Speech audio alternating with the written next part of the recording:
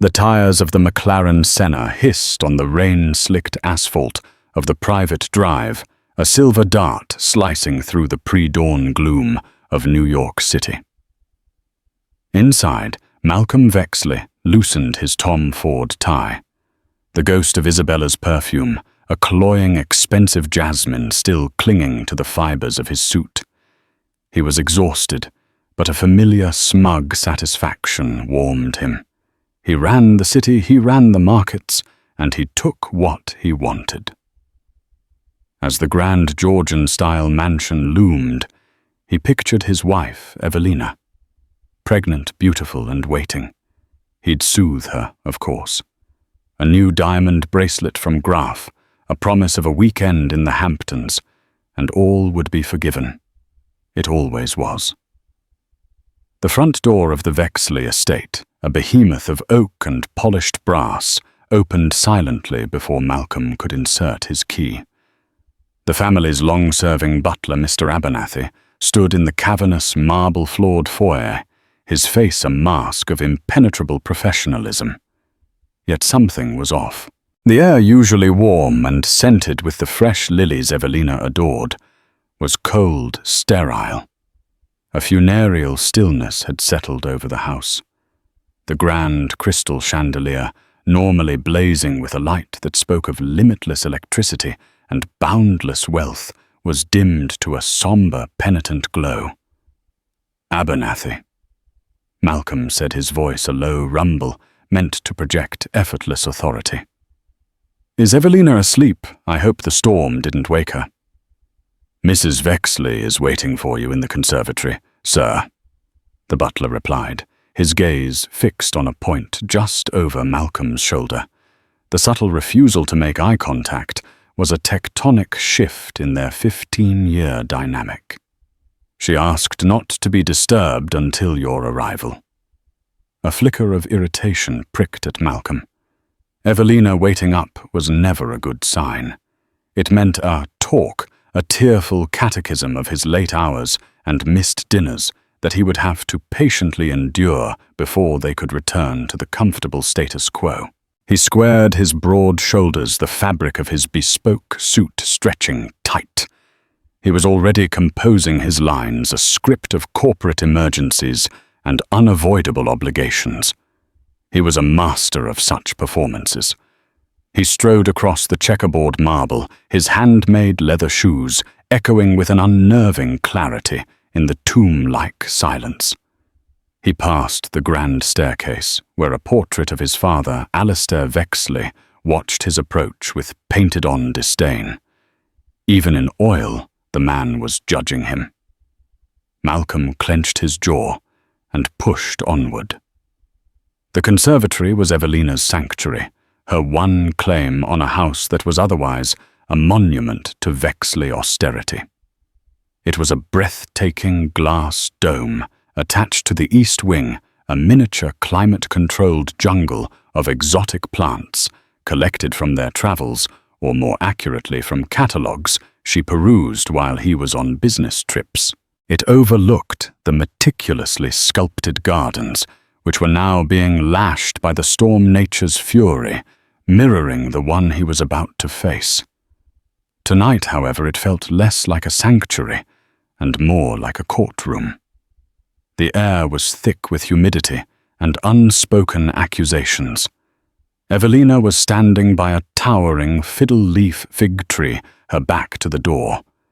She wore a simple cream-colored cashmere robe that fell elegantly over her 7-month pregnant belly. It was a robe he'd bought her in Scotland on a trip that felt a lifetime ago.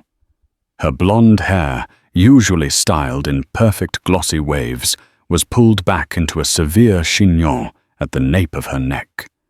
Even from behind her posture radiated an icy stillness that was entirely alien to her warm, yielding nature.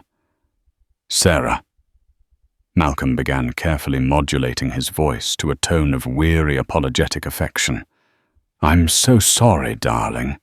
The deal with the Japanese consortium went into extra innings. They wouldn't take no for an answer. You know how it is." She didn't turn around.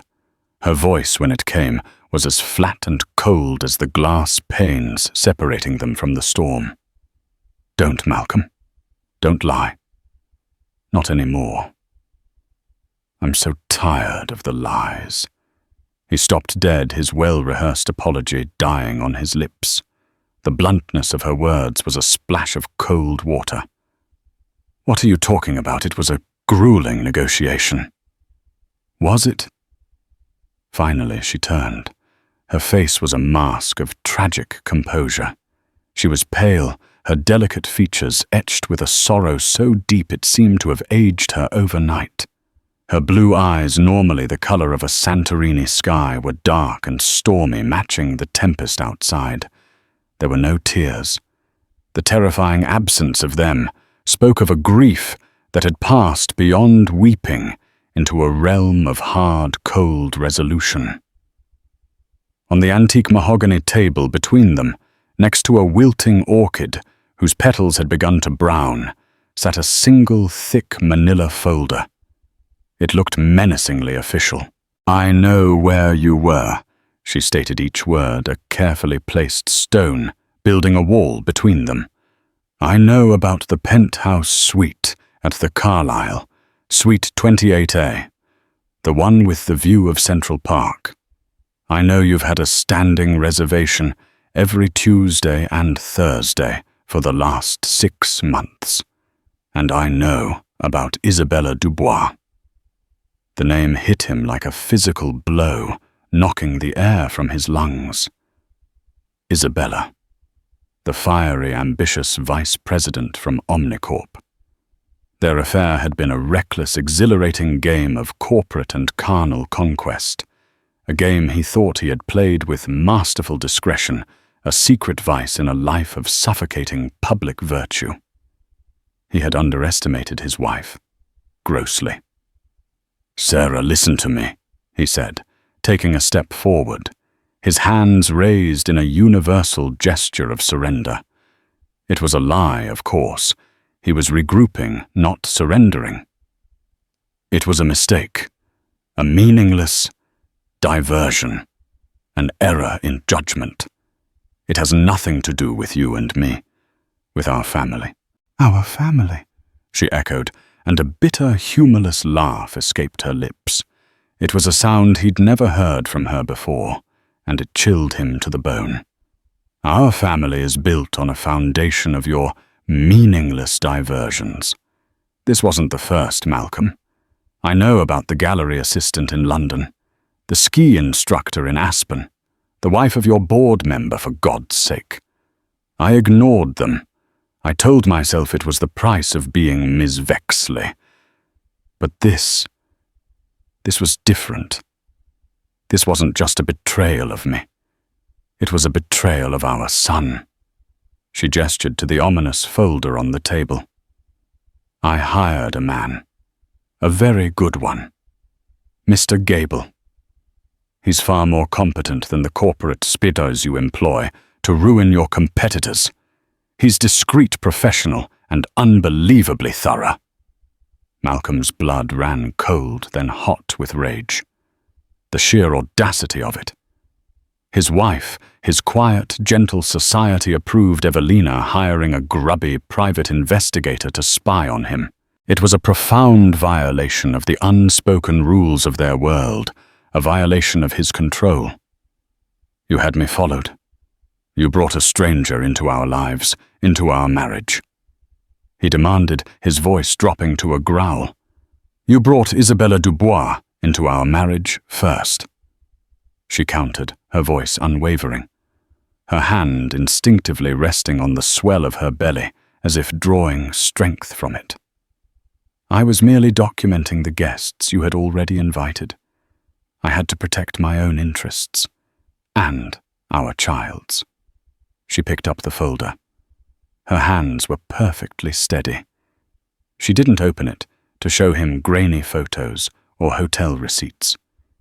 He knew what would be inside. The clinical, irrefutable proof of his deception.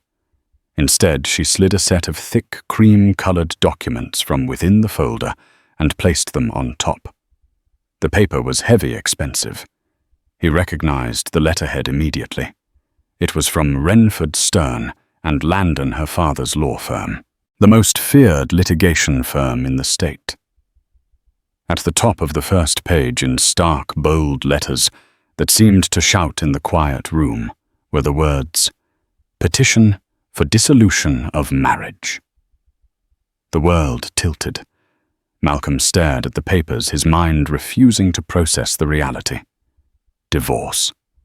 The word was an absurdity, a concept for commoners and movie stars.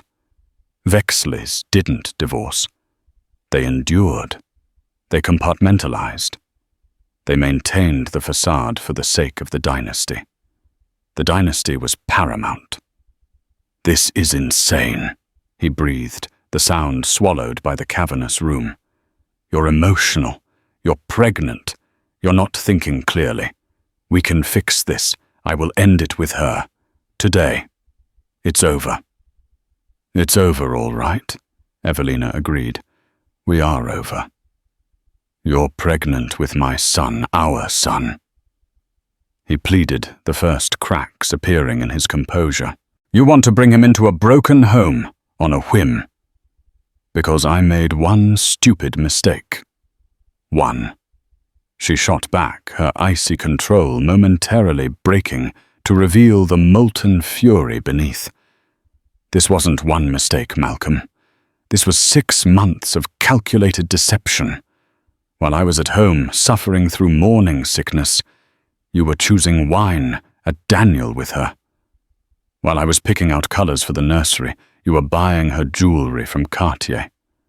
While I was feeling our son kick for the first time, you were in her bed. This was not a mistake.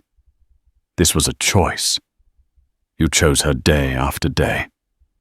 And now I am making my choice." Each word was a perfectly aimed dart puncturing his arrogance. He felt his composure, the bedrock of his entire existence, cracking under the assault. "You can't do this, Evelina," he said, his voice now laced with desperation. "Think of the scandal, the company, Vexley Industries. Our stock will plummet on the rumor alone. Think of our families. Your mother." My father.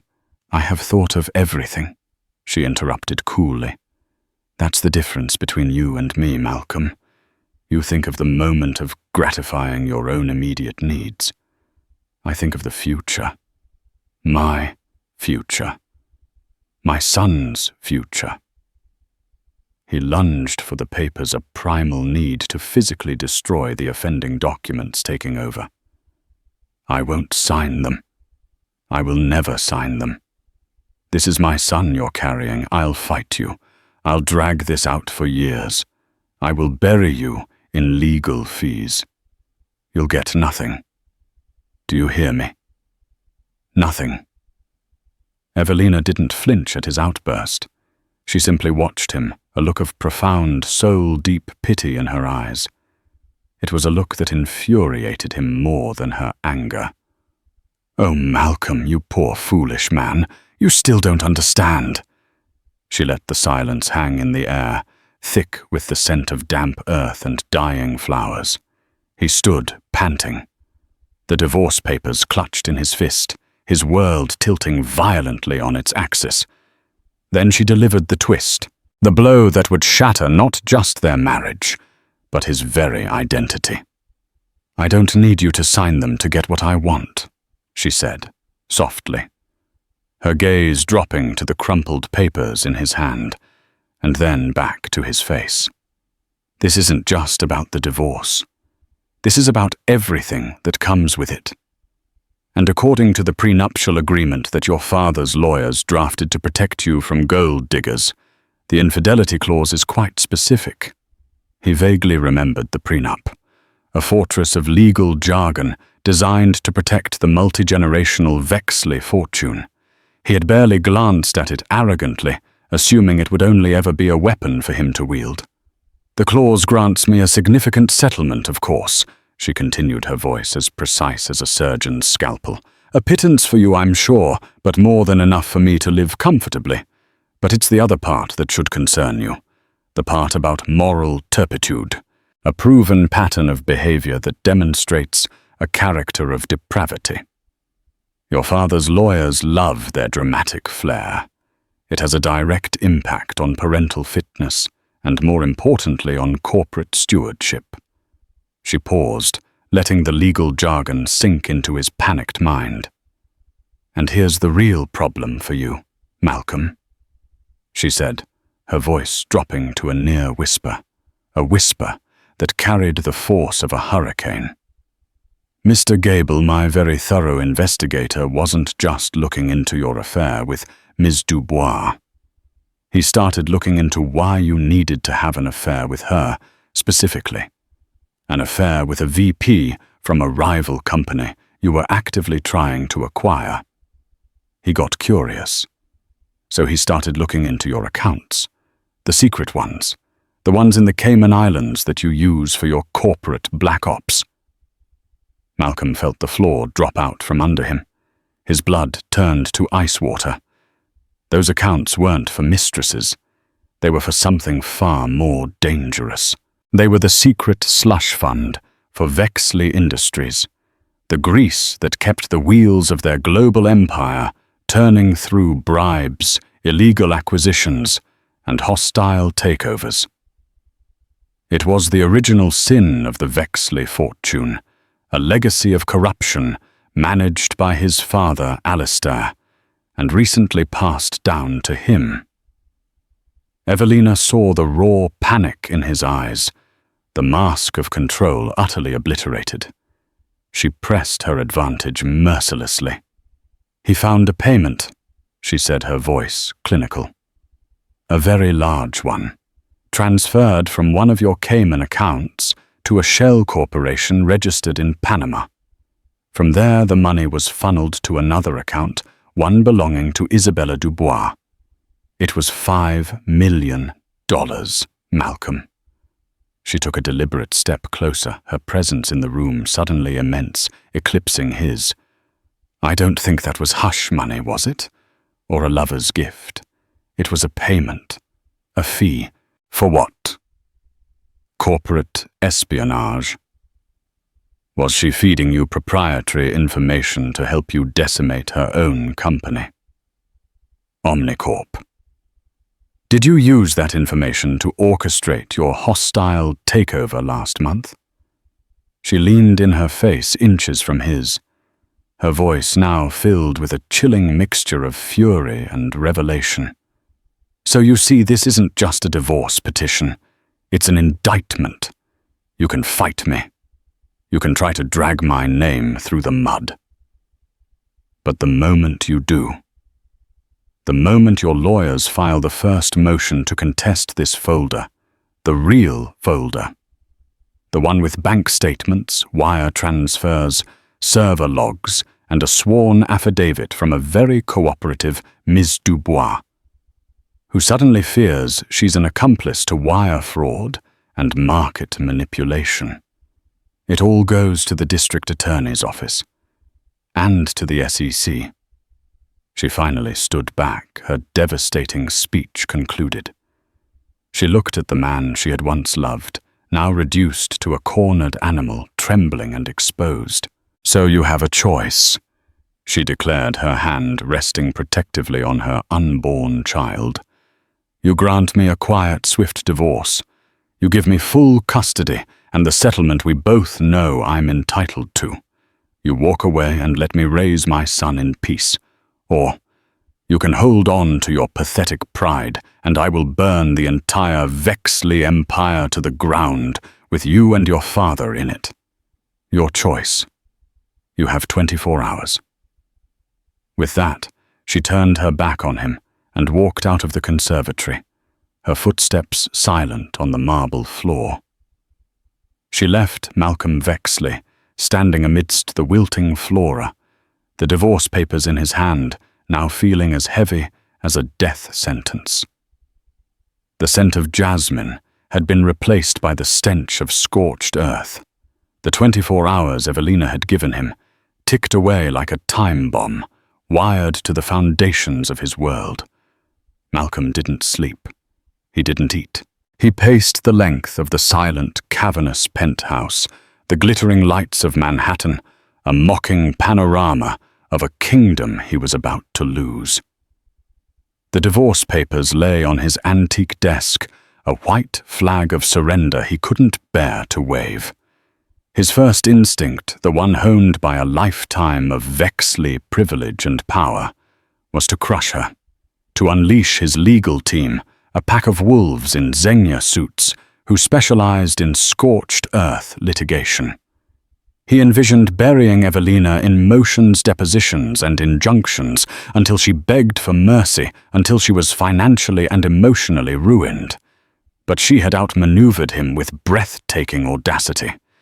This wasn't a fair fight. It was a hostage situation. She held the company his father, his entire legacy captive. The $5 million payment to Isabella. It was exactly as Evelina had guessed. A brilliant, brutal, and utterly illegal move to secure the Omnicorp takeover. He had felt like a master of the universe when he'd closed that deal. Now he realized he had been nothing more than a common criminal, and his wife had the receipts. His first call wasn't to his lawyer. It was to the one man more ruthless than any attorney he could hire. It was to his father. Alistair Vexley answered on the second ring from his sprawling Connecticut estate, his voice crisp and impatient, even at 6 a.m.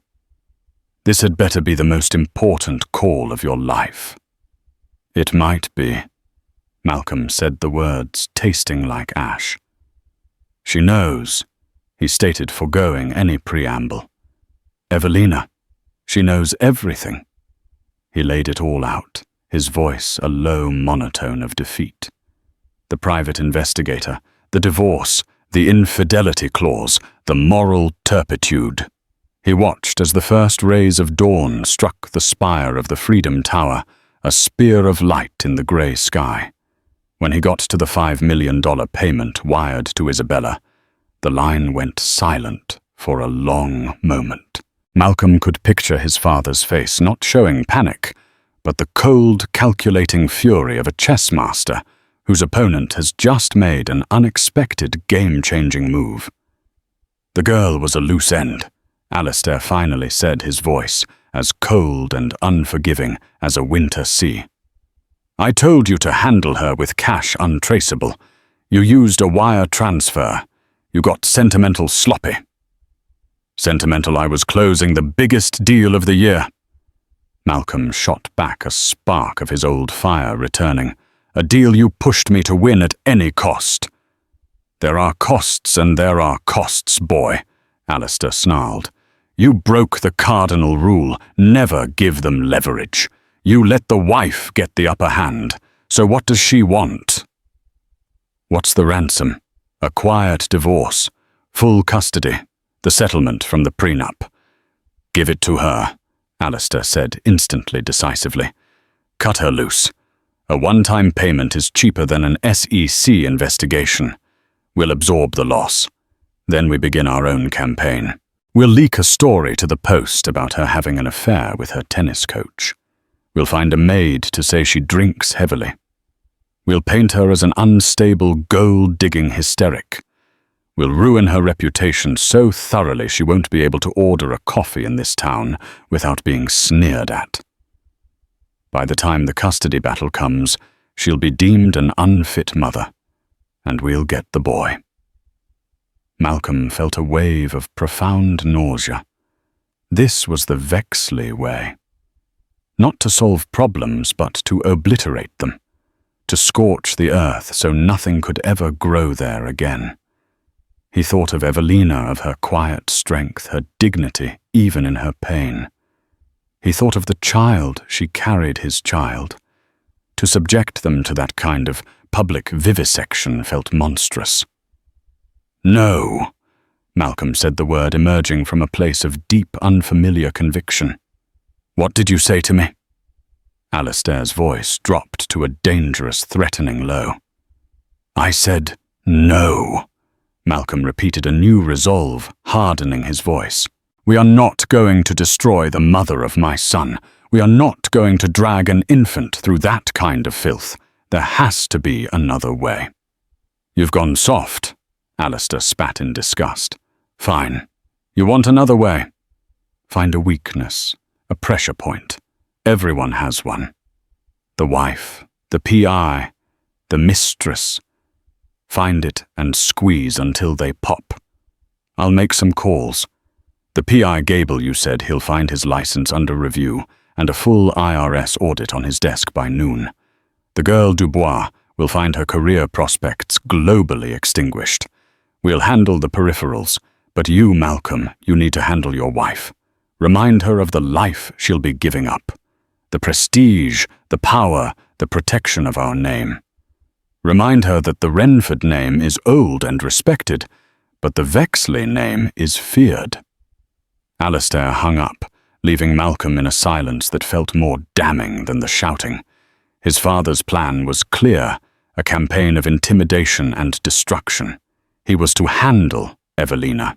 But as he looked at the divorce papers again, he realized Alistair didn't understand the new reality. Evelina wasn't afraid of them anymore. She had walked through the fire of his betrayal and emerged as something new, something unbreakable. Meanwhile, 20 blocks south, Evelina wasn't idle. She wasn't hiding in her parents' Sutton Place townhouse, weeping into her tea. She was in a war room. The midtown office of Renford, Stern and Landon was a fortress of mahogany leather-bound books and quiet lethal competence. With her was her father, Robert Renford, a silver-haired lion of the legal world whose calm demeanor masked a mind like a steel trap, and her older brother, Julian Renford. Julian was everything Malcolm wasn't measured empathetic, but with a fiercely protective streak that had turned into a vengeful fire the moment he learned of Evelina's plight. "Alistair's first move will be to discredit you," Julian said, pacing in front of a whiteboard covered in flowcharts and contingency plans. He had been a prosecutor before joining the family firm, and he was approaching this like building a case against a mob boss. "He'll leak a story. Page 6 will have a field day.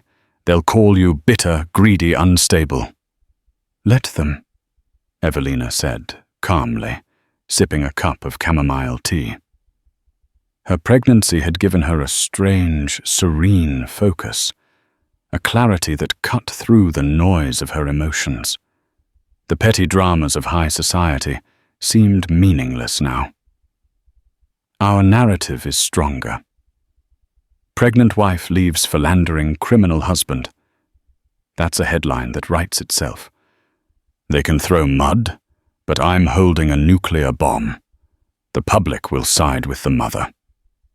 "The PI Gable called," Robert Renford interjected, looking up from his phone with a grim smile. "As predicted, the state licensing board has suddenly opened an inquiry into his practices, citing an anonymous complaint, and the IRS has flagged his last 5 years of returns for a full audit." Evelina nodded. It was exactly what she'd expected. "Is he holding firm?"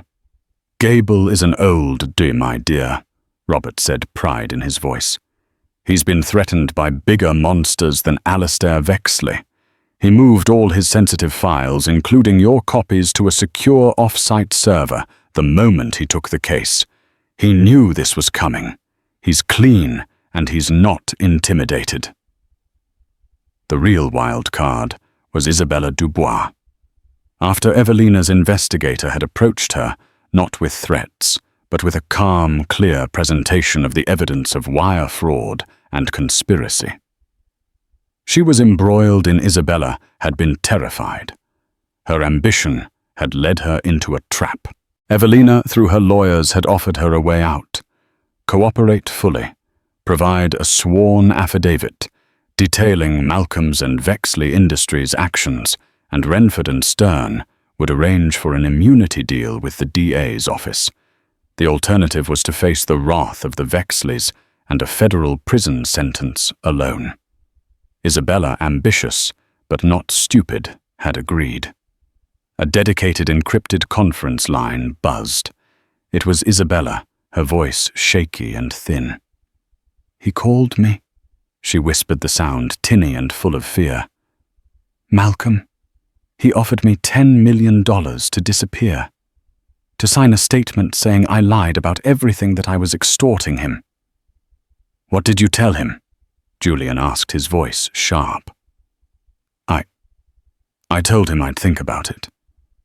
I was scared. But then an hour later I got another call, a private number. A man with a thick Eastern European accent. He didn't introduce himself. He just described the route my younger sister takes to her university classes. In detail. He knew her schedule, her favorite coffee shop. Then he said, "Accidents happen to careless people," and hung up. A cold silence fell over the room. They had anticipated legal and financial pressure, not this, not the crude thuggery of gangsters. This was Alistair's signature. "Isabella," Evelina said, her voice a calm anchor in the storm of fear.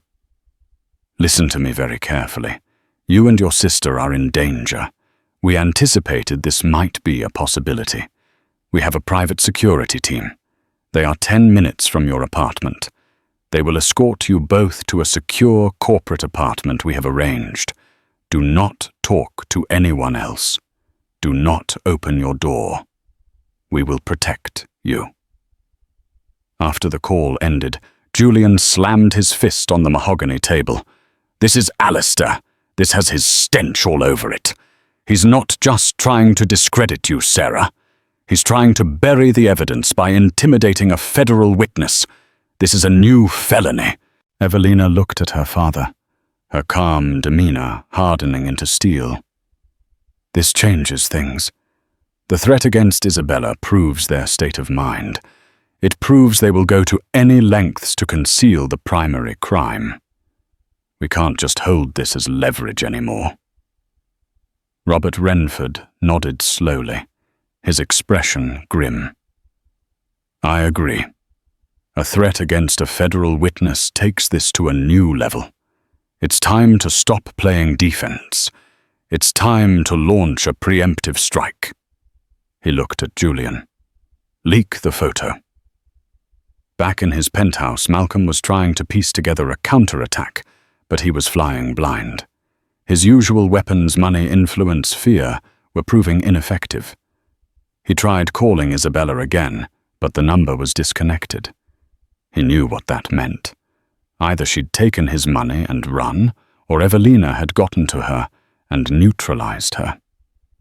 His phone buzzed. It was his head of security, a terse, former Mossad agent named Kobe.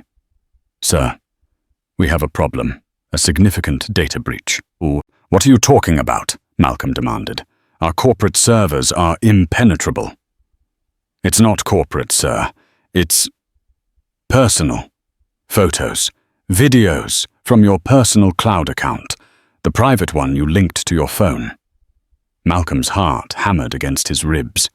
The account held personal photos, vacation snaps, but also more compromising material. Photos of him and Isabella. Selfies taken in the Carlisle suite, champagne in hand.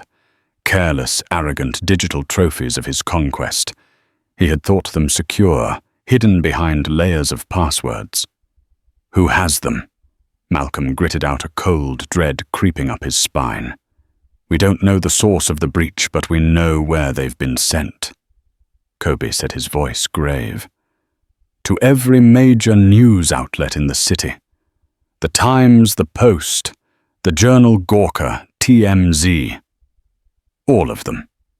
They were sent from an anonymous, encrypted email address 30 minutes ago. The subject line was, 'The real Malcolm Vexley.'" Malcolm sank into his chair, the phone slipping from his grasp. This wasn't his father's clumsy, thuggish style. This wasn't a page 6 leak planted with a friendly editor. This was a surgical strike, precise, devastating, and designed for maximum public humiliation. Alistair wanted to paint Evelina as unstable. She had just painted him as a lecherous, cheating pig for the entire world to see. He knew, with a sickening, gut-wrenching certainty, who was behind it. Evelina hadn't just hired a PI to find dirt. She had hired a hacker to steal the shovel. The game had escalated. The armies were no longer just gathering. They were marching. And Evelina Renford Vexley had just fired the first deafening cannon shot, proving that the quiet, graceful woman he thought he knew was gone, replaced by a strategist every bit as ruthless and calculating as the men she was fighting. The 24-hour deadline had been a smokescreen. Her war had already begun. The world imploded in slow motion. By 9 a.m., Malcolm's face was on every gossip website, a sleazy, smug selfie of him, and a triumphant-looking Isabella champagne in hand, the opulent suite of the Carlyle unmistakable in the background. Other photos less explicit, but equally damning, followed. The story wasn't just about infidelity. It was about a gross abuse of power, a powerful CEO seducing a subordinate from a rival company. The narrative Evelina had crafted was masterful. He wasn't a straying husband. He was a corporate predator who used women as tools. The board of Vexley Industries convened an emergency meeting via teleconference. Malcolm patched in his face a grim mask. The stock, which had opened steady, was now in free fall. The company's veteran PR chief, a man who had spun gold out of scandals for decades, was speechless. He issued a terse, no comment, which in the court of public opinion was tantamount to a full confession. Before the call ended, Malcolm was told, not asked, to stay home and make no public statements. He was radioactive. He was a prisoner in his own gilded cage, the ringing of his phone a constant tormenting reminder of his disgrace. He ignored the furious calls from board members, the sanctimonious texts from supposed friends, and the endless barrage from opportunistic journalists. The only call he was waiting for was from his father. When it finally came, Alistair's voice was not shouting. It was a low, volcanic rumble, the sound of pressure building deep beneath the earth. "You have become a liability," Alistair seethed. "A laughing stock. Our name, the name my grandfather built from nothing, is the punchline on morning television. You let her do this to you. To our name." "She hacked me," Malcolm yelled back, his voice raw with desperation and humiliation. "This is beyond anything we anticipated. This is cyber warfare." "Anticipated?" Alistair laughed, a dry, rattling sound completely devoid of humor. "I anticipated this the moment you said she'd hired an investigator. I told you to crush her. I told you to obliterate her. Instead, you hesitated. You felt pity. And now your pity has cost this family billions in market value and invited the scrutiny of the entire world." The SEC made an informal inquiry this morning. They smelled the blood in the water. Malcolm felt a chill that had nothing to do with the penthouse's air conditioning. The SEC, the boogeyman of their world. What do we do? What's the plan? There is no we. There is only the problem and the solution, Alistair said coldly. The problem is the evidence Evelina has, the wire transfers, the girl's testimony. As long as that exists, we are vulnerable. So we make it disappear. What are you talking about? We can't get to Isabella. Evelina has her locked down tighter than Fort Knox. I'm not talking about the girl, Alistair clarified, his voice dropping ominously. I'm talking about the source, the reason for the payment. That deal, the takeover of Omnicorp, it needs to be sanitized. We need to erase the crime itself from history. Malcolm's mind raced, trying to comprehend the sheer audacity of what his father was proposing. Sanitize the deal. That deal was already done. The assets absorbed the paperwork filed with federal regulators. How the records are filed, the money has moved.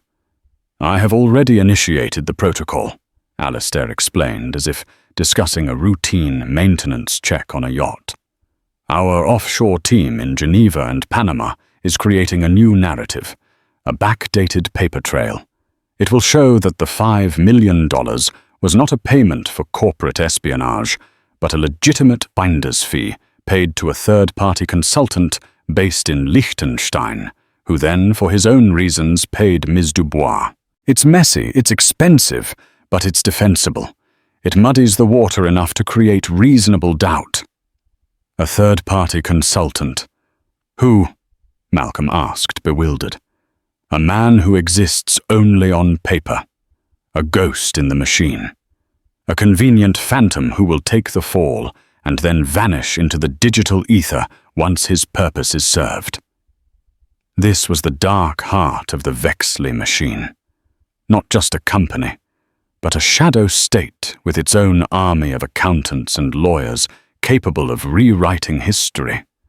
It was brilliant, audacious, and so deeply illegal it made Malcolm's head spin. It involved forgery, obstruction of justice, and conspiring to defraud the United States government. But it will take time. Alistair continued, his voice hardening again. And in that time, you need to be seen as the victim. This is your new story.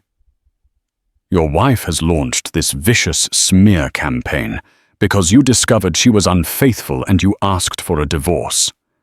You were heartbroken. The affair with the Dubois girl was a desperate, lonely mistake made by a shattered man. She's 7 months pregnant, Father. No one on earth will believe that. They'll believe what we pay them to believe. Alistair roared, his control finally snapping. We will find a doctor to question the timeline of the pregnancy. We will sow doubt. We will turn you into the wronged party. We will make Evelina Renford a pariah. Malcolm listened, his stomach churning, with a mixture of horror and awe at his father's depravity. To protect themselves, his father was willing to question the paternity of his own grandchild. To brand Evelina not just an adulteress, but a liar carrying another man's child. It was a line so dark, so vile, he never imagined even his father would cross it. The raw, primal instinct to protect his unborn son warred with a lifetime of conditioning to protect the family name at any cost. In the Renford and Stern war room, the atmosphere was electric. The photo leak had worked perfectly, seizing control of the public narrative and forcing the Vexleys onto the defensive. Now it was time for Phase 2. Alistair is panicking, Julian said, pointing to a screen displaying Vexley Industries' plummeting stock price. He's not a strategist. He's a bully. And bullies panic when the victim punches back. He'll do something rash and stupid. He's already manufacturing a cover story, Evelina said. She sat at the head of the table, a queen surveying her battlefield. He'll try to create a firewall between the $5 million and the Omnicorp deal. He'll invent a middleman, a consultant, a cutout. He'll forge documents to make it look legitimate. Robert Renford looked at his daughter, a deep, profound respect in his eyes. How can you be so certain of his exact strategy? Because that's what he did 10 years ago with the Argentinian mining deal, Evelina replied coolly. I was a newlywed, eager to understand the family business I had married into. I used to read the annual reports, the shareholder summaries, the press clippings. I remember a scandal, accusations of bribery to secure mining rights. It was a big story for a week, and then it just disappeared. The official story became that a rogue contractor had acted alone. The contractor was never found. The pattern is the same. Alistair doesn't innovate. He just repeats his past successes. She had been a silent observer for years, the beautiful passive wife, the perfect hostess. No one had ever suspected she was also a student memorizing their playbook, identifying their weaknesses. He thinks I only have the evidence from Mr. Gable. Evelina continued, a grim smile touching her lips. He thinks this is a fight about one corrupt deal, but he's wrong. She turned to her brother. Julian, it's time. Julian nodded grimly. He unlocked a reinforced briefcase and pulled out a slim encrypted hard drive, handling it as if it were radioactive. When Sarah first came to me 6 months ago, after she found a suspicious charge on the Amex bill, she knew it wasn't enough just to prove the affair. She had to prove the rot went to the core. So we looked for someone on the inside. He slid the drive across the table. We found him, a senior accountant in the legacy division at Vexley Industries, a man named Arthur Finch. Alistair passed him over for CFO 10 years ago, in favor of a younger, more compliant sycophant. Arthur has been with the company for 30 years. He's a bitter, overlooked man with a photographic memory and an obsession with keeping personal records. His bitterness was our opportunity. Evelina's plan had been far more intricate than just catching Malcolm in the act. The affair was merely the trigger, the public justification for a war she had been planning for nearly a year. Arthur Finch had become her secret weapon. For months he had been feeding information to Julian, making encrypted copies of files from the company's archives, not just of the Omnicorp deal, but of everything. Decades of creative accounting offshore entities, buried scandals. The Argentinian mining deal, a suppressed environmental disaster in Indonesia that had poisoned a village. A trail of corporate malfeasance that led directly, irrefutably, to Alistair Vexley. The drive contains Alistair's entire legacy of corruption, Evelina said. The original sin of the Vexley fortune, as you called it, Father. It's the real leverage. The threat to the DA was a feint to make them panic. This is the kill shot. Malcolm, blissfully unaware of the sword of Damocles hanging over his entire family, was spiraling. His father's plan to frame Evelina and delegitimize his own son felt vile. For the first time, the Vexley way felt not just ruthless, but truly evil. He found himself looking at the crumpled divorce papers on his desk, not with anger, but with a strange, horrifying clarity. Evelina wasn't just leaving him. She was escaping a sinking, toxic ship. His personal phone, the one not besieged by the media, rang. It was an unknown number. He answered, expecting another of his father's lieutenants. Malcolm. The voice was soft, hesitant, but unmistakable. It was Evelina. He was so stunned he couldn't speak. Don't talk, she said quickly, her voice low and urgent. Just listen. I know what your father is planning. I know he's in Geneva fabricating documents to cover the Omnicorp deal. I know he wants you to go on television and claim I was unfaithful to claim that our baby isn't yours. Malcolm's blood ran cold. How could she possibly know that the conversation with his father had been on a secure line? Did she have his penthouse bugged? Was her reach that long? He's lying to you, Malcolm, she continued, her voice pressing on a strange mix of pity and warning. He's not just trying to save the company. He's trying to save himself. The Omnicorp deal was never your idea. It was his from the start. You were just the face of it. He pushed you into the deal. He pushed you towards Isabella. He knew you'd be reckless. He was counting on it. He set you up. What? Why? Malcolm stammered his mind, reeling, unable to grasp the scale of the betrayal. Because he needed a distraction, a big, noisy public scandal. Something to draw all the attention, to have the media and the regulators looking at you while he was burying something much, much worse. Ask him, Malcolm. If you have the courage, ask him about the real reason he needed Omnicorp's technology. Ask him about Project Nightingale. The line went dead. Project Nightingale. The name meant nothing to him, a code name for a deal he wasn't privy to. He was the chief operating officer of Vexley Industries, the heir apparent. He was supposed to know everything. The realization crashed down on him. Alistair had been running a shadow company within their own company. Alistair had set him up, used his own son as a sacrificial lamb to create a media firestorm that would act as chaff, distracting from a much larger, darker crime. The affair, the public humiliation, it was all part of Alistair's grand, monstrous design. Evelina's attack hadn't been an attack at all. It had been a reaction to a trap she saw being laid for him.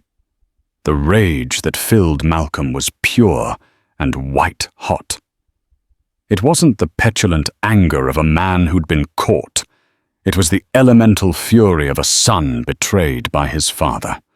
The carefully constructed world of Vexley loyalty and dynasty shattered into a million pieces around him. He stormed through the penthouse, grabbing his car keys. He had to see his father. He had to look him in the eye and demand the truth. As he reached the door, his personal phone buzzed with a message from an unsaved number.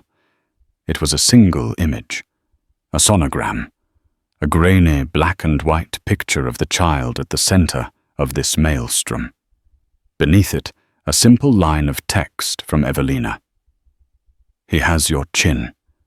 Don't let your father take your son from you before you've even met him. The image broke through his rage, grounding him in a way nothing else could. This wasn't about the company anymore. It wasn't about stocks or deals or reputations.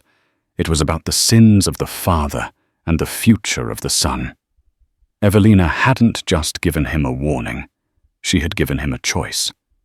He could continue to be his father's pawn, a disposable piece in a sick game, or he could finally become his own man, his son's father.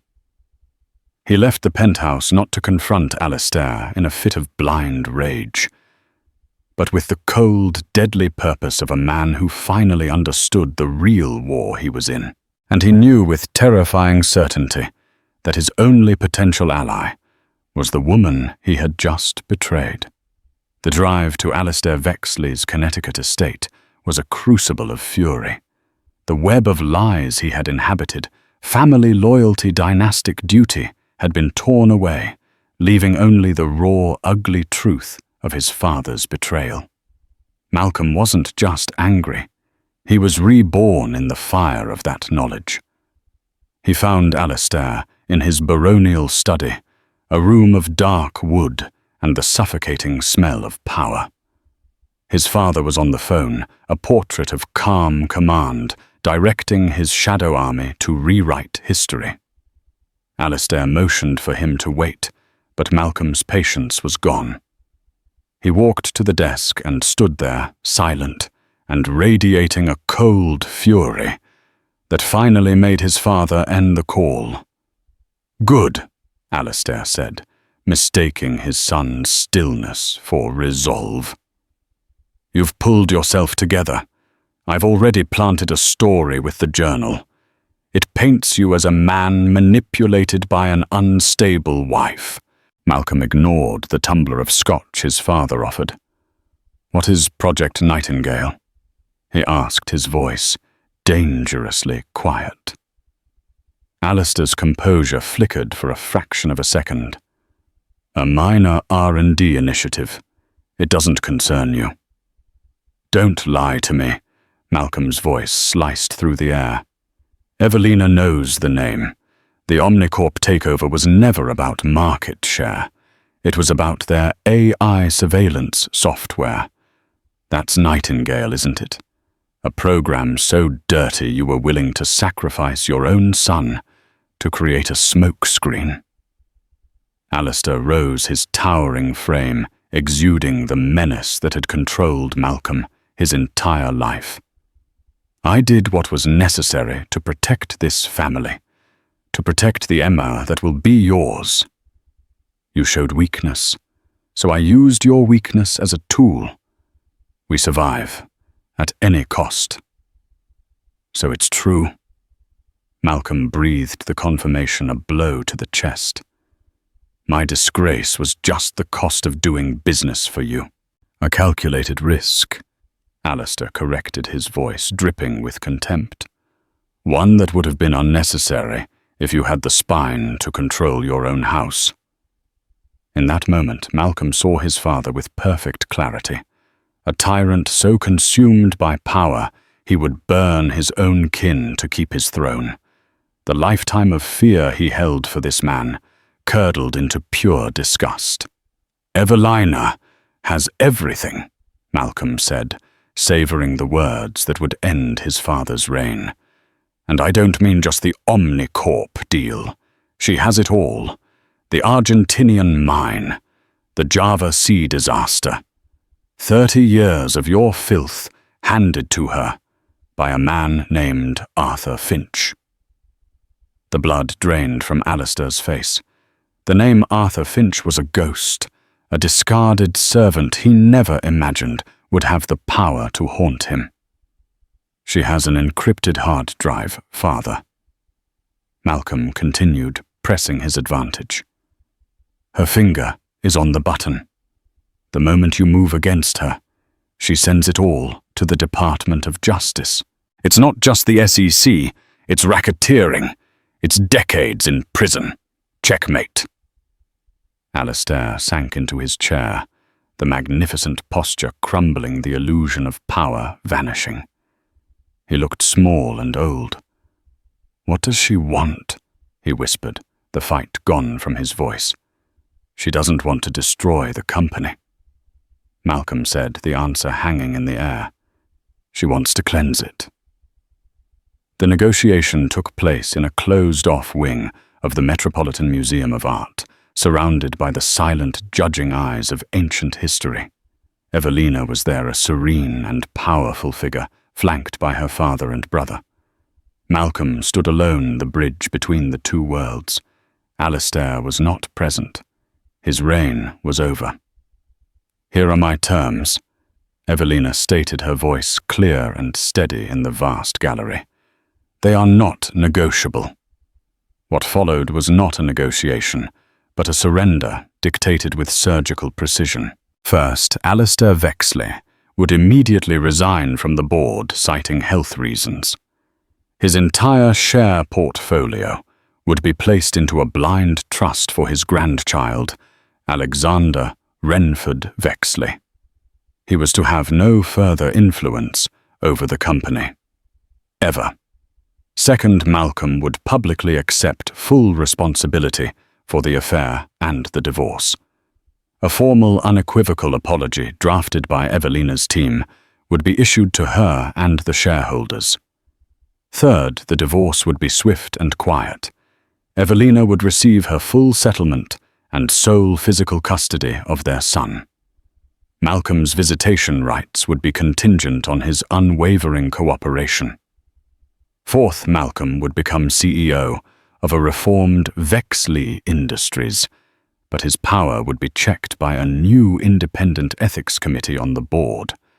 The chair of that committee, holding the deciding vote, would be Julian Renford. The company would self-report the Omnicorp crime dismantle project Nightingale and accept the legal and financial consequences. Finally, the hard drive containing Alistair's legacy of corruption would be held in escrow by Robert Renford. It was a permanent insurance policy. If the terms were ever violated, the drive would be sent to the authorities. It was a total surrender, but it was also a lifeline. Evelina wasn't burning the empire down. She was forcing a hostile takeover of its morality. Malcolm looked at the woman he had so grievously underestimated. He could fight for the scraps of his father's corrupt legacy or build something new from the ashes. It wasn't a choice at all. "I agree." Malcolm said the words, sealing his father's fate and his own future. "I agree to all of it." The weeks that followed were a whirlwind of legal and corporate triage. Alistair vanished from public life, a ghost in his own mansion. Malcolm's ascension, coupled with a shockingly frank corporate apology, sent ripples through the financial world. It was unprecedented. He and Evelina did not reconcile. The trust and love were casualties of a war they had both in their own ways won. Their interactions were crisp and professional, a new fragile respect growing from the wreckage of their marriage. He saw her strength, and she saw his capacity for change. 3 months later, Evelina gave birth to a healthy baby boy. They named him Alexander Renford Vexley, a name representing not a union, but a new foundation built on a brutal truth. In the quiet hospital suite, Malcolm looked at his son sleeping in Evelina's arms. He saw his own chin, as she had promised. He looked at Evelina, her face softened by motherhood, and finally understood the depth of his failure and the scale of her victory. She hadn't just divorced him. She had saved him. She had saved their son from the poison of the Vexley legacy. "He's beautiful," Malcolm said softly. "Yes," Evelina replied, her eyes on their child. "He is. And he will grow up knowing what it means to be a good man. We will make sure of it." Their marriage was over, but their partnership in business and in parenthood was just beginning.